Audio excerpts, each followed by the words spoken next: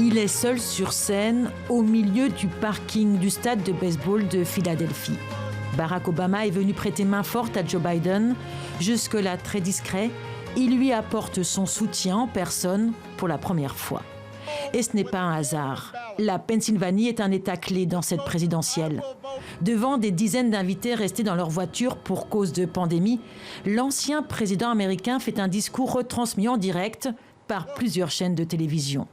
Il appelle à voter en masse. Parfois ironique et moqueur, souvent tranchant, il étrie comme jamais Donald Trump et son administration. Notre démocratie ne pourra pas fonctionner si les gens qui sont censés être nos dirigeants mentent tous les jours et inventent tout simplement des choses. Ce n'est pas de la télé-réalité, c'est la réalité. Et nous devons vivre avec les conséquences du fait que Donald Trump s'est montré incapable de prendre son poste au sérieux. À l'opposé, en Caroline du Nord, Donald Trump enchaîne les grands événements avec de grandes foules et une distanciation sociale plutôt limitée. Depuis Gastonia, le président des États-Unis s'est amusé de l'entrée en campagne de son prédécesseur, rappelant la défaite surprise d'Hillary Clinton en 2016. Le président Obama fait campagne pour Joe Biden l'endormi. C'est une bonne ou une mauvaise nouvelle? C'est bon. Personne n'a autant fait campagne pour Hillary la crapule que Barack Obama, hein.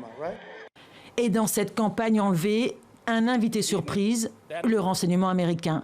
Il accuse la Russie et l'Iran de tenter d'influencer la présidentielle en utilisant des informations obtenues sur les listes électorales.